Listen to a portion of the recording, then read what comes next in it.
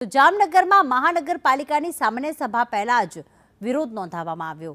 કોંગ્રેસના મહિલા કોર્પોરેટરે અનોખો વિરોધ નોંધાવ્યો।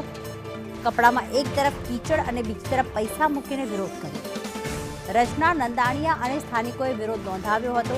પ્રજાના પૈસા ભૂગર્ભના કીચડમાં જતા હોવાનો આક્ષેપ કરવામાં આવ્યો છે। માથા પર રાક્ષસની ટોપી પહેરીને શાસકો સામે રોષ વ્યક્ત કરવામાં આવ્યો। આ છે પબ્લિકના પૈસા જે ટેક્સ અને વેરો ભરે છે અને એના પૈસા જાય છે કાદા અને કીચડમાં, ભૂગર્ભ નહીં, કાદા અને કીચડમાં। ભૂગર્ભમાં કોઈ પણ જાતની સફાઈ થતી નથી। સફાઈના નામે લૂંટ મચાવી છે। ફોન કરીએ તો 2 દિને 3 દિવસે આવે છે અને 2-3 દિવસે આવી અને ખાલી સળીઓ મારીને વયા જાય છે। પાછું ફરીથી એની જગ્યાએ પાણી ભરાઈ જાય છે।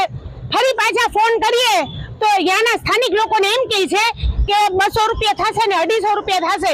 એટલે આ પબ્લિક પાસે પૈસા લેવી છે। એટલે આયા બેસેલા અધિકારીઓ અને પદાધિકારીઓ આ માથામાં કોને સિંગડા હોય તો કે રાક્ષસોને હોય, રાક્ષસોને અને જાનવરોને હોય।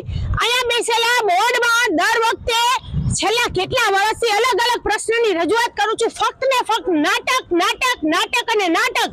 કોઈ અધિકારીઓને પદાધિકારીઓને કોઈ અસર થતી નથી। શું કામે અસર નથી થતી? કારણ કે રાક્ષસ હોય ને રાક્ષસ, એને કોઈ જાતની અસર ન થાય। ભૂગર્ભ છે, ભૂગર્ભ સારી વસ્તુ છે પણ એની માટે કોઈ સફાઈ કામદાર મૂકેલા નથી। એ આપણે કમ્પ્લેન કરીએ ત્યારે સાફ સફાઈ કરવા આવે છે પણ રેગ્યુલર વ્યવસ્થિત સફાઈ થતી નથી। પછી આપણે જ્યારે બોલાવીએ તો એનો ચાર્જીસ લે છે 200 રૂપિયા, 250, 300 રૂપિયા। એ આપવામાં પણ વાંધો નથી પણ જો એવી સાફ સફાઈ થતી નથી જેના હિસાબે બાથરૂમ, ટોયલેટની નળીઓ બ્લોક થાય છે ને પાણી બાથરૂમમાં ને એમાં આવે છે।